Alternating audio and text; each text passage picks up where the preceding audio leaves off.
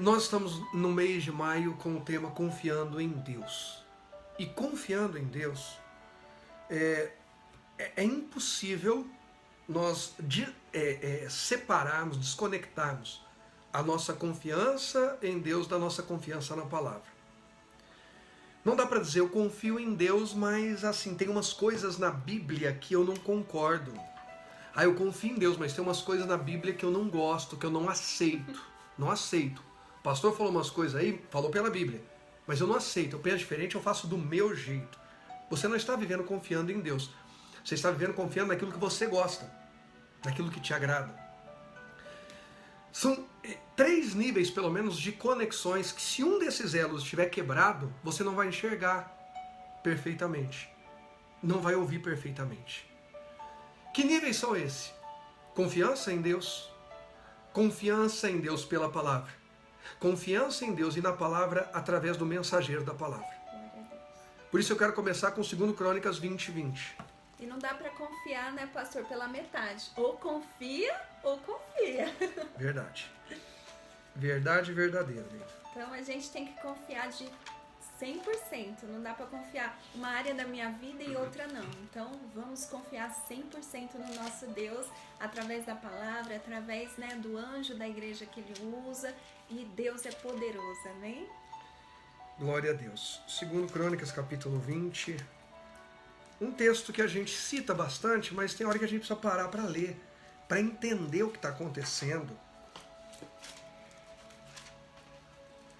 O áudio tá bacana aí para vocês, que eu deixei um fundinho aqui no iPad. Ele, se tiver muito alto, vocês falam fundo, tá? Se não tiver dando para ouvir o fundo, aí vocês podem escrever, aumenta o fundo. Tá? 2 Crônicas, capítulo 20, verso 20. E quero agradecer aqui todos que têm orado, guerreado conosco, todos que têm nos apoiado, participado das reuniões, que têm nos ajudado muito. Nós temos feito reuniões com a nossa liderança e vejo que pessoas estão se importando nesse momento de nos apoiar, nos ajudar. É fantástico, isso faz toda a diferença, mais do que palavras, realmente se mover. E relógio de oração. Relógio de oração fantástico nessas madrugadas. Ver que pessoas realmente se importam em oferecer em serviço é reino. E agradecer ao meu amigo, pastor Rafael Araújo. Deus te abençoe, meu amigo, eu te amo. Amo você, a Flávia, o Samuel, Emanuele. Deus abençoe muito vocês. Deus é um abençoe. presente ter a sua amizade, ter o seu carinho. Quando eu pedi para ele no sábado à noite que ministrasse no domingo, ele na hora falou, pastor, eu vou arrumar um ônibus aqui, pega o ônibus, passa a madrugada viajando, eu chego aí para ministrar. Eu falei, não, Rafa, pode transmitir daí. Nós temos uma aliança em Cristo. Eu falo para vocês aqui na igreja, vocês sabem que eu costumo trazer na igreja para ministrar pessoas com quem eu tenho aliança. Pessoas que me inspiram, que eu acredito. Não pessoas que têm fama ou qualquer coisa apenas. Mas gente que, pelo menos um pouco, a gente conhece da essência e acredita que vão trazer realmente algo para a glória de Deus. Então, vamos lá. 2 Crônicas, capítulo 20, verso 20. Diz aqui, ó. De madrugada, partiram para o deserto de Tecoa. Quando estavam saindo, Josafá lhes disse, escutem Judá e povo de Jerusalém. Tenham fé no Senhor, o seu Deus, e vocês serão sustentados. Alguém está precisando ser sustentado nessa hora? Tenha fé em Deus. Glória a Deus. Aí ele diz, tenham fé nos profetas do Senhor e terão a vitória. Depois de consultar o povo, Josafá nomeou alguns homens para cantarem ao Senhor e o louvarem pelo esplendor da sua santidade, indo à frente do exército cantando, deem graças ao Senhor, pois o seu amor dura para sempre.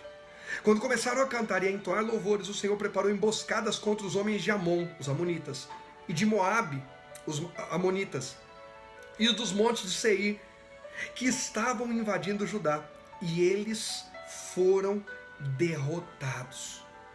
Os amonitas e os moabitas atacaram os dos montes de Seir para destruí-los e aniquilá-los. Olha só, depois de massacrarem os homens de Seir, destruíram-se uns aos outros. O que esse texto nos ensina ou deveria nos ensinar? Preste atenção, porque Israel estava numa situação muito delicada. cercado. Nós lemos aqui apenas 3 povos grandes, fortes, poderosos, vindo contra eles, e eles não enxergavam como vencer aquela batalha. Até que Deus levantou uma palavra na boca do profeta, e Josafá fala com o povo: olha, o negócio é o seguinte, nós vamos precisar crer em Deus de todo o nosso coração. Nós vamos precisar confiar em Deus de todo o nosso coração. E nós vamos precisar confiar nos nossos profetas. Nós vamos precisar confiar na palavra de Deus que está na boca dos nossos profetas. Deus se encarregou de guerrear em favor do seu povo. E Deus avisou que faria isso. Mas a pergunta é: quem está crendo naquilo que Deus está avisando? Quem está acreditando? A minha oração esses dias é: Senhor, abre os nossos olhos. E abre os olhos, e quando falo os olhos espirituais, ouvidos espirituais da tua igreja. Porque a pastora bem falou, ela mandou uma mensagem esses dias, eu não me lembro se foi no grupo geral da igreja ou no grupo de liderança. Geral. Sobre, há 1 ano atrás, no mês de agosto, você que é membro da família de Cristo ou nos acompanha, ouviu isso. No mês de agosto do ano passado, não é comum no mês de agosto eu já ter um tema, um propósito de oração, um foco, um alvo, um objetivo de fé como tema para o ano seguinte. Geralmente isso acontece entre outubro e novembro.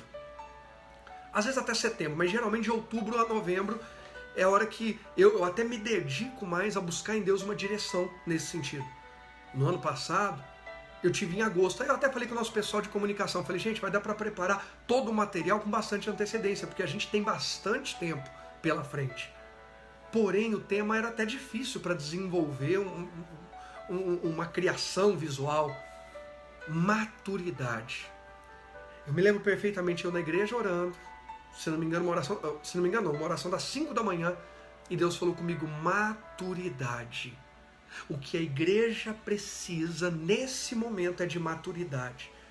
E eu, falando com Deus, falei: Deus, serão novos níveis de conquista, por isso maturidade? E Deus falou: maturidade. Para viver o que terão que viver. Para encarar o que terão que encarar. Para abrir mão, para renunciar, para crescer. O que acontece? Deus falou conosco a respeito de maturidade. E eu comecei a perguntar para Deus: Deus, maturidade para os níveis de conquista que o Senhor vai nos entregar? Maturidade. E Deus falou: maturidade. E nós precisamos analisar a nossa vida. Nós continuamos repetindo os mesmos erros? O pastor não falou o que eu gostaria, eu queria que falasse sobre vitória e falou sobre arrependimento e tal. Não, muito negativo. Uma pessoa não me deu uma oportunidade que eu esperava. Quer saber? Eu vou dar um gelinho nele, vou dar um gelinho nela. Eu vou ficar de... então também não ajuda, então também não participa. Não, eu faço o que eu quero quando eu quero. Sem perceber, nós vamos tendo dificuldade em amadurecer. Nós precisamos que Deus abra os nossos olhos. Jesus falou para Pedro: Pedro, quando você era mais novo, você cingia a si mesmo, você se vestia, você decidia para onde você ia, Mas vão chegar dias de maturidade, onde você vai cumprir o chamado do Pai na sua vida, em que outros vão te vestir, outros vão te levar para lá e para cá. O que é isso? Pedro estaria sujeito.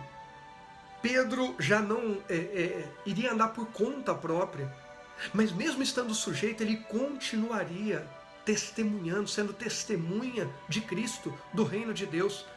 Existem situações que parece que nos sujeitam. Nós gostaríamos de estar dominando aquela situação, mas não conseguimos dominá-la. Tem situações que a gente pensava que a gente tinha o poder sobre elas, e aí a gente vê que a gente não tem. Nós estamos vendo um tempo como esse. Mas nesse tempo, nós ainda devemos viver e avançar para a glória de Deus. E Deus falou com a gente. Quem deu ouvidos? Quem deu ouvidos? Olha a palavra de Deus. Olha que séria essa palavra. Josafá era o rei nesse momento, tá, de Judá, e ele vai consultar o profeta e a palavra de Deus vem a ele, e aí ele pega e compartilha essa palavra, porque estava desesperado. Vamos pegar primeiro só a oração de Josafá, aqui no capítulo 20, verso 5. Sabendo que vamos pegar o 2, vai, só para pegar entendimento. Então informaram a Josafá: um exército enorme vem contra ti de Edom, do outro do lado do Mar Morto. já está em Hazazon Tamar, isso é, em Gede. Alarmado, Josafá decidiu consultar o Senhor e proclamou um jejum em todo o reino de Judá. Sabe o que às vezes falta para nós? Maturidade de entender que quando é proclamado um jejum, quando é proclamado um propósito em oração, quando é proclamado uma direção de oração, de inspiração, de palavra, de compromisso, aquilo é para nos salvar. E nós podemos dizer, eu não estou nem aí, eu não preciso. Só que nós estamos nos expondo a riscos que nós não deveríamos estar correndo. Quais riscos? De não estar debaixo do governo e da proteção de Deus. Nossos olhos precisam se abrir e enxergar que em Deus está a nossa proteção, que em Deus está a nossa provisão. Aí, Josafá, verso 4, reuniu-se, pois, o povo vindo de toda a cidade de Judá para buscar a ajuda do Senhor. Reunir-se. Não é cada um do seu jeito, cada um como quer. Mais do que nunca, a igreja precisa estar muito unida, muito próxima. Hoje nós estamos vendo um tempo de distanciamento social, mas dos ajuntamentos online. E a pergunta é, nós estamos aproveitando todas as oportunidades de ajuntamento online que estamos tendo? Ou estamos achando até ruim?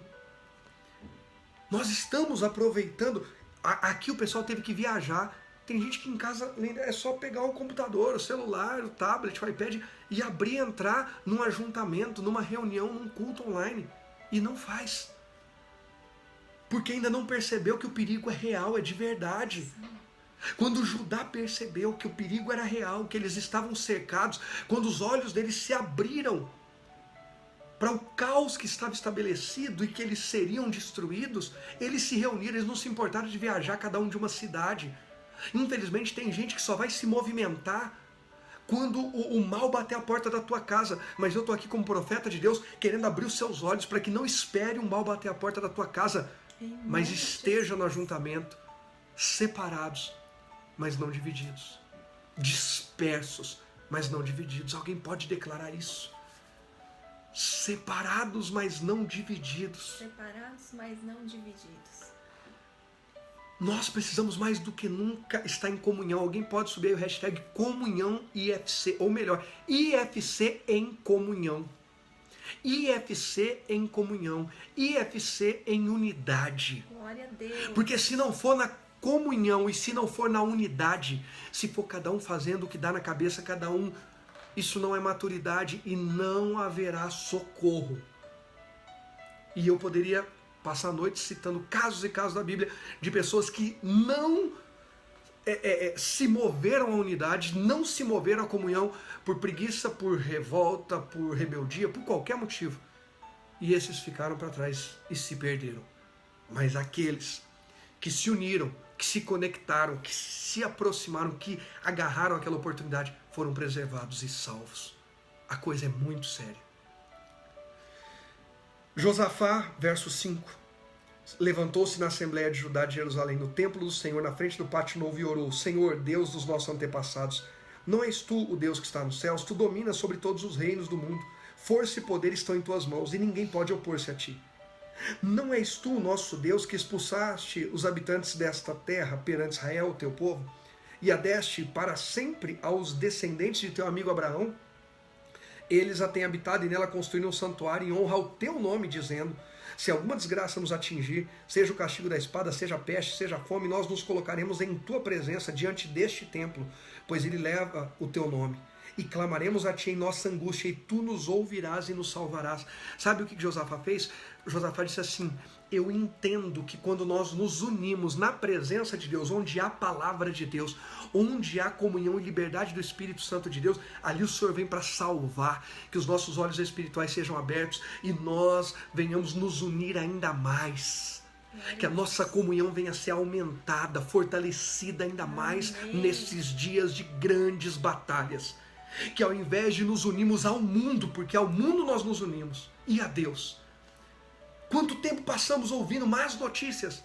Quanto tempo temos para dedicar aquilo que é comum, e que não é errado, mas é comum? A pergunta é: quanto tempo nós temos para dedicar aquilo que é espiritual, que é de fé, que vai mudar a nossa história, que vai nos salvar, que vai preservar a nossa vida? O que os nossos filhos estão vendo em nós? Que nós temos 8, 10 horas do dia para tudo e não temos 40 minutos, 1 hora, 2 horas para Deus. Mais do que nunca, Deus abre os olhos de uma nação, abre os olhos da nossa nação, abre os olhos da igreja a qual o Senhor me levantou como pastor, como profeta. Abre os olhos daqueles que estão cegos no seu ego, cegos por causa da influência de alguém, cegos na ganância, no medo, na depressão, na angústia, cegos na vaidade, na egolatria, idolatria de si mesmo, cegos no narcisismo, culto a si mesmo, cegos no desespero, porque só tem ouvido notícias que levam ao desespero. Abre os olhos espirituais, Pai. É a minha oração em nome de Jesus. Abre os olhos espirituais. Que eu e você não venhamos ser levados por doutrinação, nem de partido A, nem partido B, nem de um lado, nem de outro. Sabe por quê? Porque nós temos um partido acima de todos, é o céu. Nós somos do reino eterno. O nosso destino eterno não se resume a esse mundo. Nós temos mais para viver em Deus. Você pode declarar isso: eu tenho mais para viver em Deus. Eu tenho mais para viver em Deus. O meu governo vem do céu, não que eu não me sujeite aos governos da terra. Não que eu não tenha um posicionamento diante dos governos da terra, mas eu preciso entender que nenhum governo da terra vai ser soberano, absoluto, perfeito, completo, mas o governo celestial é perfeito, é soberano. Me livra das maiores ciladas, que nessa hora Deus entre com livramento na vida daqueles que creem em Deus, na palavra e no seu profeta. Aleluia!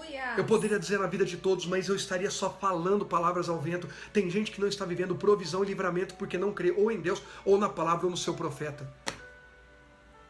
Prefere crer naquilo que satisfaz a si mesmo e não enxerga que o papel de Deus na nossa vida como Pai é de nos encorajar, é de nos lavar, é nos perdoar, nos santificar, mas nos também confrontar, corrigir. E todo sacerdote, todo profeta e todo pastor responsável, espiritualmente responsável, não vai só ficar falando palavras que massageiam o nosso ego e nos encorajam, mas também vai falar as palavras que alinham a nossa vida, realinham o nosso coração, realinham o nosso relógio, nosso crono, nosso tempo aqui, cronos, com o kairos de Deus, com o tempo perfeito de Deus. Que nessa noite, o cronos humano, abre Eclesiastes 3 ainda para ler para a gente, o cronos humano seja alinhado ao kairos divino.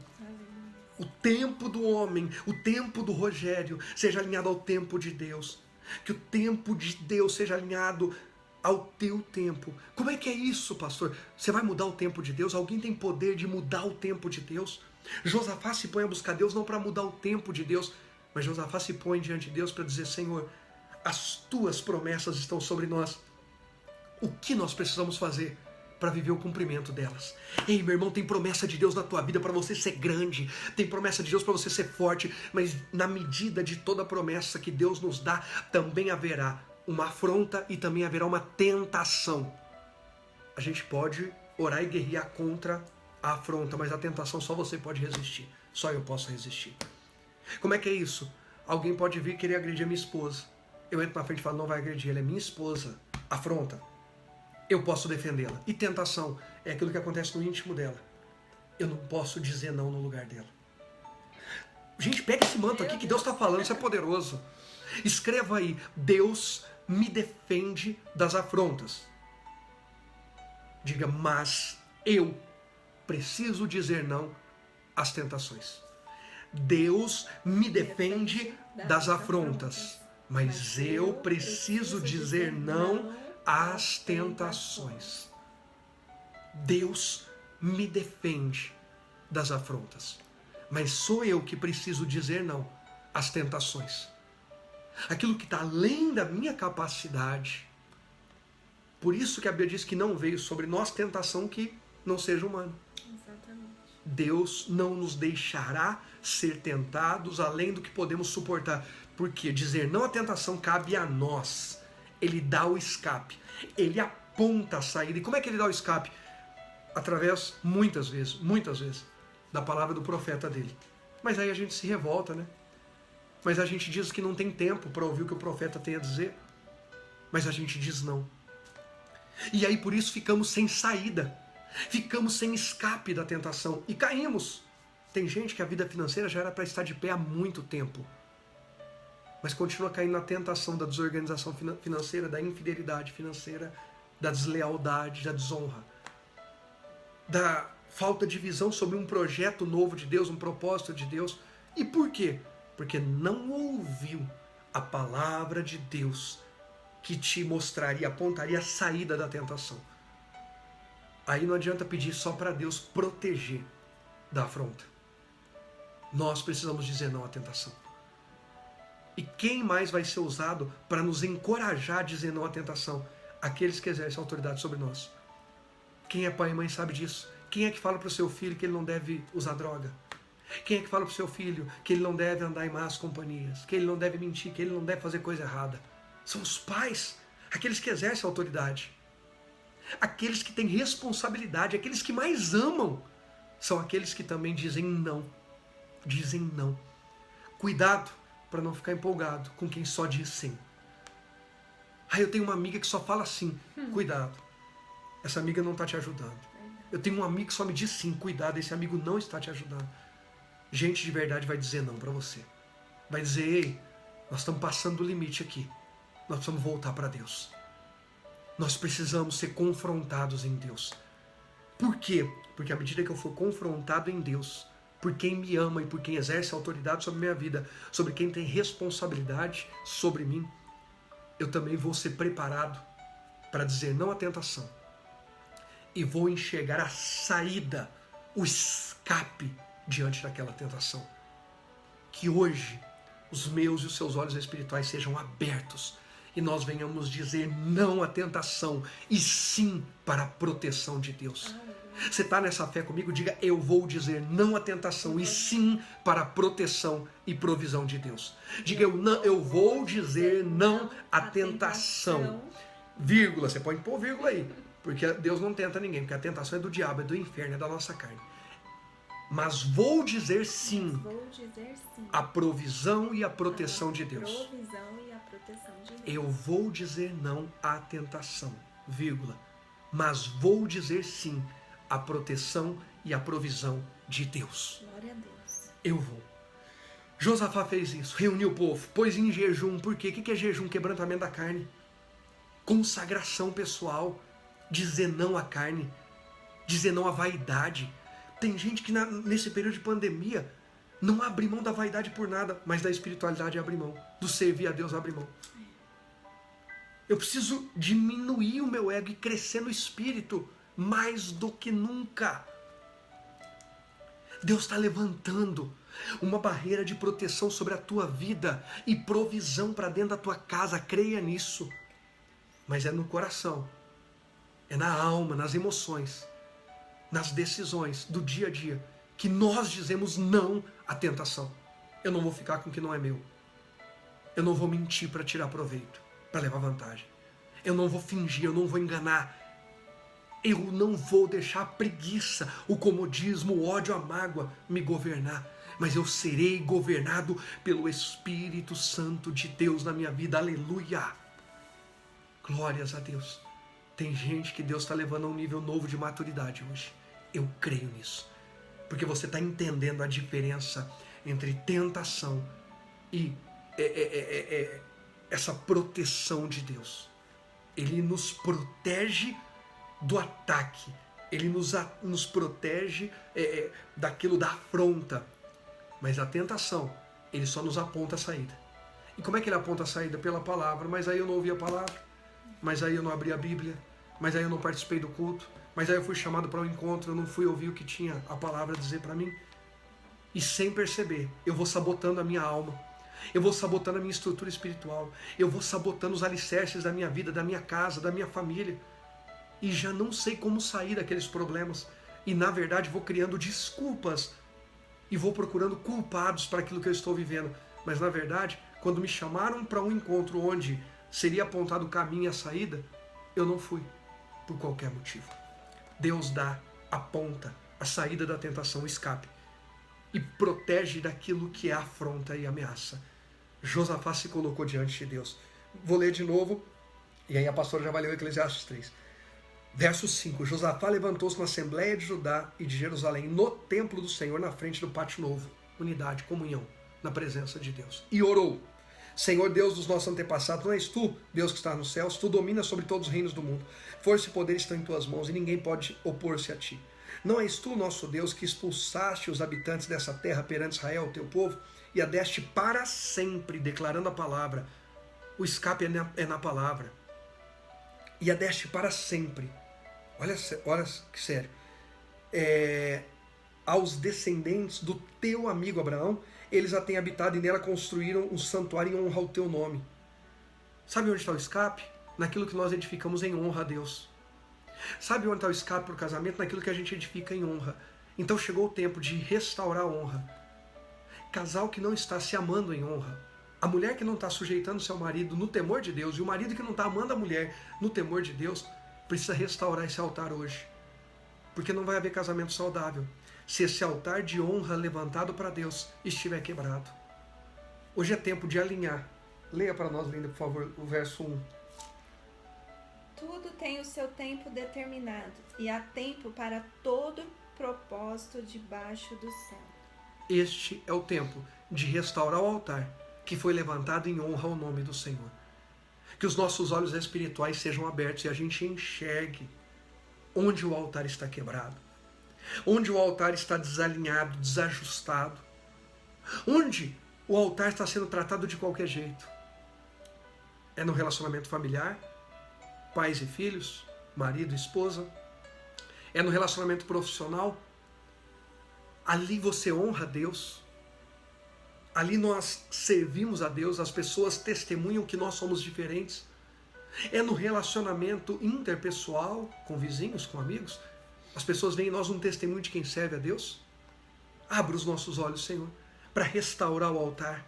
Abra os meus olhos, Deus, para enxergar se em cada área da minha vida o altar está de pé.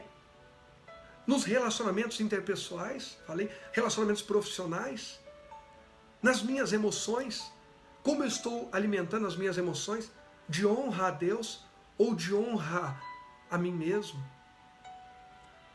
Como estão meus altares, os meus altares espirituais, no tocante a servir ao meu próximo, no tocante a servir a minha igreja, aos meus irmãos, no tocante a servir a comunidade onde eu estou inserido, no tocante a servir em honra a quem exerce autoridade para me ajudar a desenvolver a minha vida ministerial.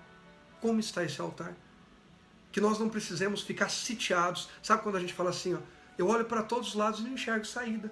Quantas vezes, Linda, a gente passa por situações na vida e quantos não passaram e têm passado por situações que não vêm saída? Exatamente, né? Quantos de nós já passamos, né, por situações que a gente não via saída? Mas Deus deu o livramento e o escape. Então, essa situação não é nada diante de Deus. Ele vai dar o livramento e o escape. Nem sempre é como a gente imaginava. Nem sempre o desfecho daquele momento vai ser o que a gente esperava. Exatamente. Mas sempre haverá uma saída de Deus para quem levanta um altar para ele ali. Aleluia.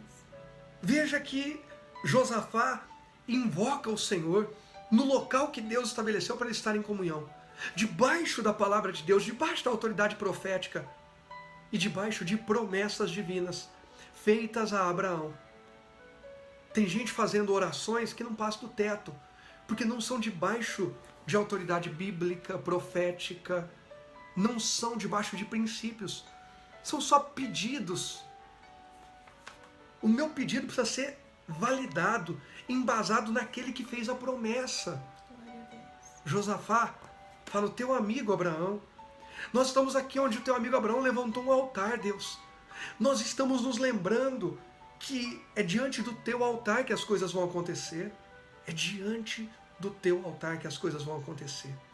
E aí, diz mais. O versículo, eu parei aqui, 18. 18 não, aliás. Versículo 9. Era o 8, parei. Se alguma desgraça nos atingir, seja o castigo da espada, seja a peste, seja a fome, nós nos colocaremos em tua presença diante desse templo, pois leva o teu nome, e clamaremos a ti em nossa angústia, e tu nos ouvirás, nos salvarás. Mas agora estão aí os amonitas e habitantes do Monte Seir, cujos territórios não permitisse que Israel invadisse quando vinha do Egito. Olha por que é importante, pastor, eu conhecer a Bíblia. Nós entramos no desafio de leitura da Bíblia. Quem entrou com a gente? Que é 4 capítulos por dia apenas, para ler nesse ano. Se não entrou, entra agora. Por quê? Porque você vai saber o que falar em oração. Presta muita atenção que você vai entender o porquê que o teu pastor, e quem está me assistindo é a ovelha de outro rebanho, se o teu pastor realmente é uma pessoa comprometida com a sua vida espiritual, ele te encoraja a ler a Bíblia. Porque Josafá coloca diante de Deus fatos que só quem vai na palavra tem conhecimento. Olha o que Josafá fala. Senhor, agora os habitantes, olha que sério isso aqui. Os amonitas, moabitas e habitantes do Monte Seir, cujos territórios o Senhor não permitiu que Israel invadisse quando vinha do Egito. Deus falou assim, ô Moisés, ô Josué, não invade esses territórios, não pode deixar esses povos aí. Eles vão dar passagem, vocês não atacam eles. No período em que Israel estava passando e vencendo todo mundo, eles poderiam ter destruído os amonitas, os moabitas e os habitantes dos montes de Seir. Mas não fizeram, debaixo da palavra de Deus. Se você fizer algo em obediência a Deus, fica tranquilo, porque isso vai ficar em memória diante dele. Pastor, Deus mandou perdoar alguém que eu achava que não merecia ser perdoado. Fica tranquilo, aquela pessoa até me fez um mal depois de eu perdoá-la. Eu tratei aquela pessoa com carinho, com respeito, e ela foi grosseira comigo. Mas eu fiz o que Deus me mandou. Então fica tranquilo, porque se aquela pessoa não te deu crédito, o teu crédito ficou diante de Deus. Olha, eu estou vivendo na minha vida um tempo de colheita. Que muitas vezes eu e a pastora plantamos na vida de pessoas que foram indiferentes, que deram a mínima pra gente. Mas Deus não se esqueceu de nenhuma semente de amor, de disposição, de servir, de honra, de carinho, de entrega, de renúncia pessoal, de sacrifício pessoal que nós direcionamos a pessoas ao longo da nossa vida. E Deus começou a levantar pessoas que às vezes a gente conhece faz pouco tempo, para nos dar uma colheita de honra, de carinho, de realmente se importar não só de palavras, mas de presença. Por que eu estou dizendo isso? Porque Deus não se esquece de tudo que você fez sobre a palavra dele. E vai haver colheita na tua vida. Escreva aí, minha colheita vai chegar. Declare, minha colheita vai chegar. Se não deram valor, é chato, é triste. Tem pessoas que até hoje eu tento encorajar e mostrar algumas coisas, elas não dão ouvido, não creem em mim como profeta de Deus. E eu vejo que elas estão atrasando a provisão de Deus para a vida delas. Porque Deus não vai desonrar a palavra dele, não vai quebrar os princípios que ele estabeleceu. Lembra que nós começamos 2 Crônicas 20:20? Crede no vosso Deus, estareis seguros, ou tenham fé em Deus, serão sustentados por ele. Tenham fé nos profetas de Deus sobre a vida de vocês e vocês vão viver abundância. A colheita vai chegar, creia. A colheita vai chegar. Nada que eu faço honrando a palavra de Deus é perdido no buraco cósmico do tempo. Não é perdido, não é perdido. Minha plantação não é perdida. Escreva isso também. Tudo que eu plantei não será perdido. Escreve, minha plantação não será perdida, tá ótimo. Minha plantação em Deus não será perdida, para orientar bem. Minha plantação em Deus não será perdida. A colheita vai chegar, gente. A colheita vai chegar. E já está chegando. Às vezes a gente não percebe. Já está chegando. Pede, Deus, abre os meus olhos, me faz enxergar o quanto, mesmo em meio a algumas dores, aflições, dificuldades, eu tenho sido afortunado nesse momento. Porque talvez, em meio à maior dor da minha vida, eu tenho quem me abrace. Eu não queria ter que encarar aquela dor, mas tem alguém que está encarando dores como essa e não tem quem o abrace. Em meio a dúvidas que ainda não foram respondidas, eu tenho sido sustentado até que venha a resposta. Em meio a perseguições, eu tenho tido preservação. Continuo sendo perseguido às vezes, mas eu estou sendo preservado. Senhor, abre os nossos olhos para enxergar que nós já estamos vivendo muitas colheitas. Muitas. E que toda plantação que fazemos em Deus não será perdida. A nossa colheita vai chegar. E Eclesiastes 3 diz que tudo tem seu tempo determinado. O tempo de Deus é perfeito, o nosso é imperfeito. Então pede para Deus: Senhor, alinha o meu Cronos ao teu Kairos. Alinha o meu tempo natural, o tempo dos homens aqui, Cronos, o tempo do relógio. Eu lembro que eu ministrei e falei bastante sobre tempo na igreja de um amigo que o Luciano e a Gláucia, a Glau e o Lu fizeram essa conexão, o pastor Leandro, da comunidade profética do Avivamento, da CPA, ele e a pastora Nani, casal precioso, amo vocês, um beijo. Eles constantemente entram nas nossas lives, nossos cultos aí, e eu ministrei lá e eu falei um pouco sobre tempo. Quando acabou o culto, a gente estava jantando, no momento de comunhão, ele tirou o relógio dele e me entregou. Eu fiquei constrangidíssimo, quem me conhece sabe. Ele falou assim: você falou muito hoje sobre tempo, e Deus colocou no meu coração para te entregar esse relógio, para semear na sua vida. Eu amo relógio, tenho coleção de relógios, e eu estou te dando esse relógio, porque um novo tempo de Deus está começando na tua vida. Amém. Ei, meu irmão, um novo tempo de Deus está sendo liberado na tua vida. Em março agora, um pouquinho antes da gente entrar nessa pandemia, quase ninguém sabe disso, pastor Ivan Júnior, pastor Insano, meu amigo, que às vezes também entra aqui, lá de Valparaíso de Goiás, que tem esse projeto, o Desafio de Leitura da Bíblia e vários outros projetos fantásticos, me deu um abraço gostoso, apertado, oramos muito um pelo outro, ali tinha um tempo precioso, mas antes de ir embora, ele me deu um abraço. Ele falou: nós temos uma aliança, obrigado por tudo que você fez por mim aqui, ministrou o meu coração e me ajudou e tal. E começou a me agradecer e orar por mim. E tirou o relógio dele e disse: é pouco, mas é o melhor que eu tenho hoje. Tirou o relógio do pulso dele e me deu um novo tempo de Deus na tua vida. Eu creio que um novo tempo de Deus começou. Eu não sabia o que a gente ia enfrentar. Depois que voltei de lá, na semana seguinte entramos nessa questão de reclusão e tudo foi acontecendo muito rápido. Eu sei que Deus vai te dar sinais que Ele está cuidando de você nesse novo tempo. Deus vai te dar sinais de que Ele está cuidando de você. Cuidando de você. Em nome de Jesus, Deus está cuidando dos nossos jovens, porque agora Deus me deu um discernimento sobre quando o pastor Leandro ele me entregou, o pastor Ivan Júnior me entregou aquele relógio. Um tempo onde a igreja, a família de Cristo, em sua maioria, não em totalidade, porque nem todos vão dar ouvido à voz do seu profeta, mas na sua maioria, vai ler a Bíblia esse ano. Mesmo quem ainda não começou, agora vai começar. Amém. Vai começar, vai pegar o plano de leitura que está lá no grupo do WhatsApp, ou vai me pedir a pastora, a gente vai mandar. E você vai ler 15, 20 minutos por dia. E você vai ter conhecimento para poder argumentar em oração diante de Deus. E um novo tempo para os nossos jovens, porque ele é muito usado na questão dos jovens. Nossos jovens não vão mais se reunir para falar da vida um do outro, para especular a vida dos outros, para brigar, para fazer fofoca, para ficar... Os nossos jovens vão se reunir para orar, louvar e dar glórias ao nome do Senhor. Um tempo de avivamento, de quebrantamento, de salvação, de restauração está acontecendo em nosso meio, em nome de Jesus. É o que o Espírito Santo ministrou ao meu coração. Chegou esse tempo de jovens que quiserem se comprometer com Deus, parar de dar desculpas e dizer: mas fulano fez isso, só eu me decepcionei com outro, isso e aquilo, e dizerem: vamos nos unir para ganhar nossa geração, vamos nos unir para ser testemunha, onde adultos, pais vão encorajar seus filhos, onde filhos vão ver o que talvez nunca viram, seus pais em casa, sentados à mesa, lendo a Bíblia no seu plano de leitura. E chamando seus filhos: filhos, senta aqui com a gente. Nós vamos entrar nesse desafio de leitura da Bíblia, vamos ler a Bíblia juntos. Nós vamos ter o nosso tempo de crescer na intimidade com Deus. O que eu mais quero, e tudo isso que eu estou ministrando nesse momento aqui, é encorajar você a crescer espiritualmente. E crescer andando nos mesmos passos, não crescer desordenado. Quase que toda semana, toda semana o Zé Paulo vem falar alguma coisa comigo: poxa, pastor, a mensagem tem a ver com o momento que a gente está na leitura bíblica. E a gente consegue se entender com muita facilidade e harmonia, porque nós estamos caminhando no mesmo passo. Glória a Deus. Ande no mesmo passo, no mesmo time de Deus, da palavra de Deus para você e do seu profeta com você.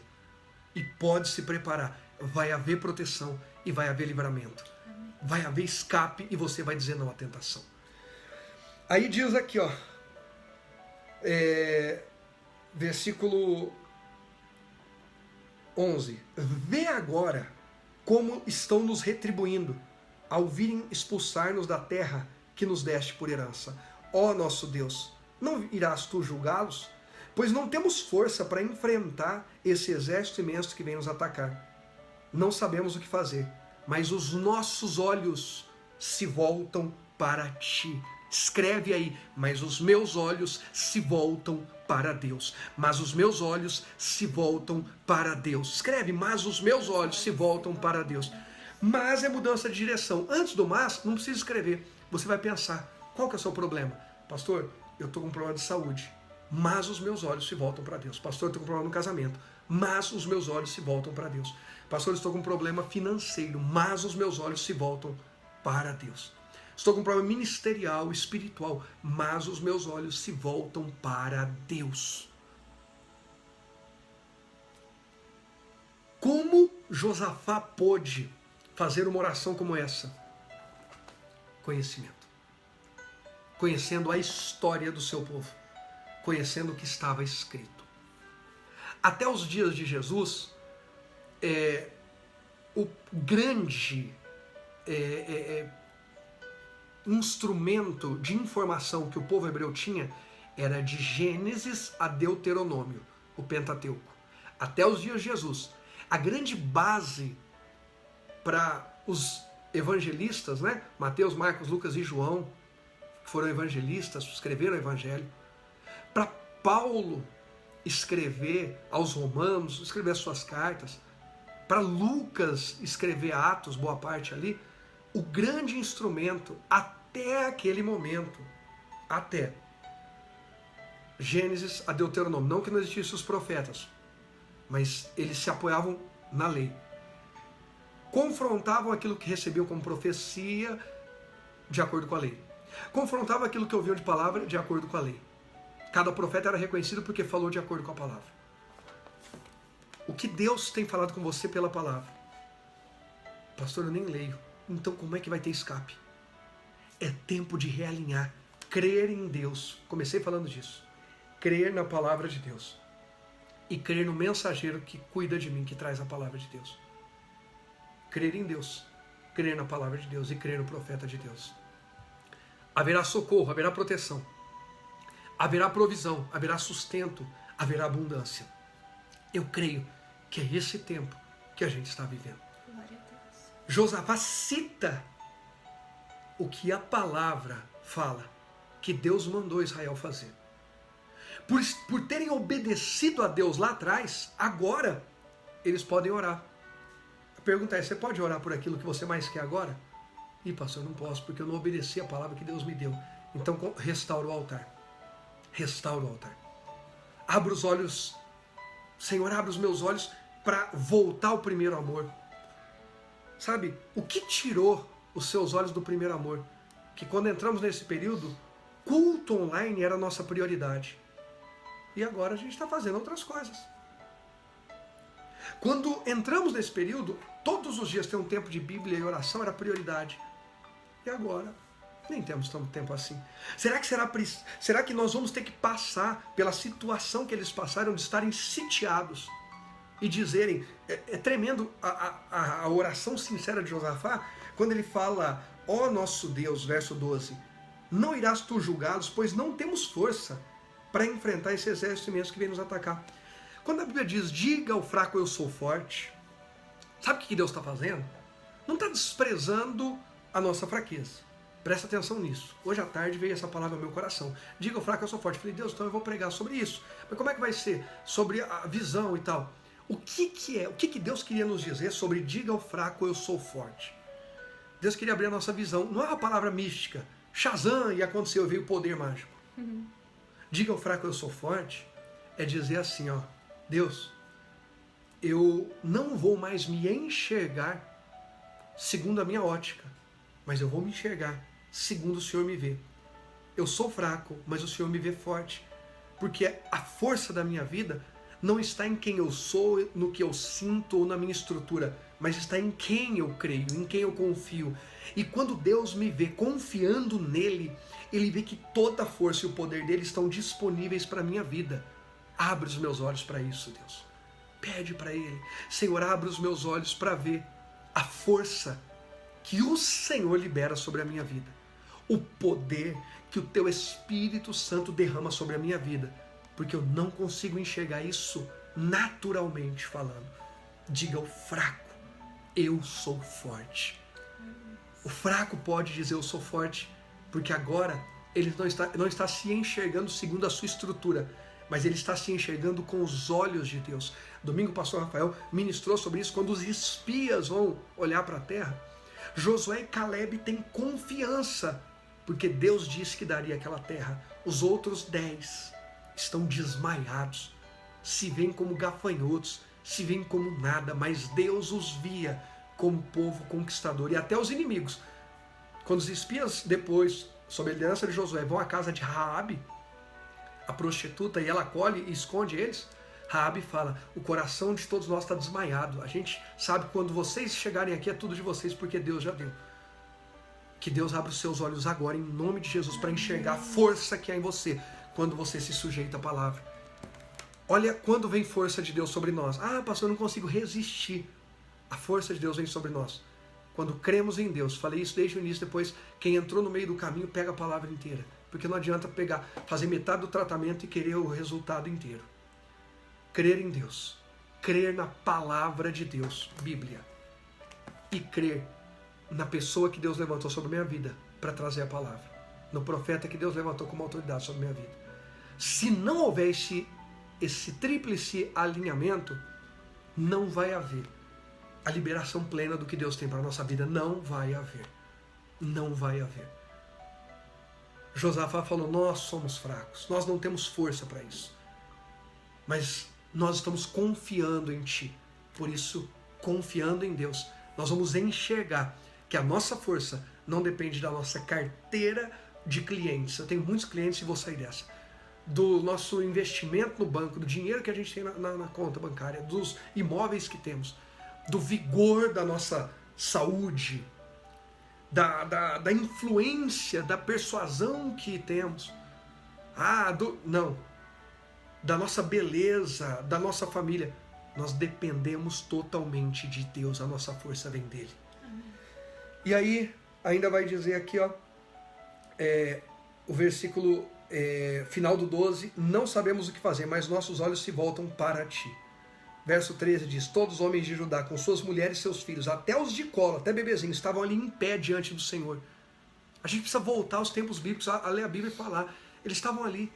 O tempo que Josafá falasse jejum, oração, e aqui em pé orando, nós vamos ficar, porque vai haver livramento, maturidade. Nós não podemos ser uma igreja mimada. Ai, Deus, eu não gosto, sabe? Ai, muito tempo orando, ai, muito tempo jejuando, ai, muita live, muita reunião, muito isso, muito aquilo. Por isso ainda não houve o socorro que já deveria estar havendo. Tem gente vivendo de migalha e achando que está vivendo o melhor de Deus. Chega de migalhas na nossa vida, em nome de Jesus. Você vai se assentar à mesa porque você é filho. Chega de migalhas. Quarta passada eu falei: chega de se arrastar. Hoje eu digo: chega de migalhas. Você pode declarar: chega de migalhas, eu vou me assentar à mesa. Abra os olhos e enxergue. A visão de Deus para mim e para você é assentados à mesa. Chega de migalhas. Abre os nossos olhos, Senhor, porque nós vamos nos assentar à mesa. O que Deus tem para você não é uma vida de pagador de conta. O que Deus tem para você e para mim é uma vida de investidores no reino, de investidores em projetos sociais, de investidores na vida do próximo. Deus vai trazer prosperidade abundante para quem se sujeita, para rebelde não, para individualista, egoísta não, mas para comunhão. Para quê? Para que isso seja compartilhado. Era o que a igreja primitiva vivia em Atos. Leia Atos dos Apóstolos. Ninguém dizia que aquilo que tinha era propriamente seu, ninguém era bonito para si mesmo, ninguém era bom ou culto para si mesmo. Tudo que a igreja tinha era para todos: sabedoria, comunhão, unidade, recurso, beleza, instrução. Tudo era para todos. Essa é a visão do reino de Deus. Essa é a maior visão de Deus para nós hoje. Saia de uma vida de migalhas e se assente à mesa. Chega de comer migalhas, declare isso. Eu vou me assentar à mesa. E aí, verso 14 diz: então o Espírito do Senhor veio sobre Jaziel, filho de Zacarias, neto de Benaia, bisneto de Jeiel, trineto de Matanias, levita e descendente de Asaf, no meio da assembleia. Ele disse: escutem todos que vivem em Judá e em Jerusalém, e o rei Josafá. Assim lhes diz o Senhor: não tenham medo, não tenham medo, chega de medo. Acabou. Nós não somos um povo que vai viver apavorado com medo de nada. Eu não estou falando para ninguém fazer bobagem, loucura, mas chega de medo. Não tenham medo. Chega de gente apavorada. Ai, meu Deus, não. Eu confio em Deus, a minha vida está nas mãos dele. Chega de medo também. Olha que tremendo isso. Não tenham medo, nem fiquem desanimados por causa desse exército enorme. O problema é enorme, mas Deus mandou você não ter medo. Aleluia. Pois a batalha não é de vocês, mas ela é de Deus. Alinhou? A batalha agora é de Deus. Amanhã desçam contra eles, eis que virão pela subida de Ziz, e vocês encontrarão no fim do vale, em frente do deserto de Jeruel. Vocês não precisarão lutar nessa batalha. Tomem suas posições. Você está tomando sua posição? Quando você é solicitado, você se posiciona? Para orar por alguém, para interceder por alguém, para ajudar alguém, para servir alguém, para soltar uma palavra de fé, uma palavra de ânimo, para cultuar. Há pessoas que nunca estão disponíveis e não sabem porque ainda estão nas migalhas. Se posicione. Tome a sua posição. A minha posição como pastor nessa igreja está trazendo a palavra. Tem alguns irmãos que estão posicionados na igreja lá. Enquanto eu estava aqui ministrando, foram lá para a igreja e ficaram posicionados. Para quê? Para 2 famílias hoje retirarem uma cesta básica. Há pessoas que estão se posicionando na frente de batalha conosco, compartilhando palavras conosco e recebendo as palavras e nos ajudando a superar. A pergunta é: quem é você no meio dessa batalha? O omisso? O desaparecido? Ou aquele que toma sua posição quando é convocado? A igreja de Jesus só cresceu, a igreja só chegou até nós porque cada um assumiu sua posição. Hoje tem muita gente omissa. É que eu não sinto. A igreja nunca foi chamada para sentir. O justo, a Bíblia diz, não viverá pelo que sente, mas viverá pela fé. Nós precisamos viver pela fé, e fé é pela palavra. Fui chamado pela palavra, eu vou. Eu vou. Estamos em um tempo de guerra, não é tempo de fugir. Nessa batalha não terão. É loucura Deus mandar eles se apresentar e vocês estão com medo porque o outro exército é muito maior, mais forte. Mas Deus mandou. Vocês não precisarão lutar nessa batalha. Tomem suas posições, permaneçam firmes. Permaneça firme.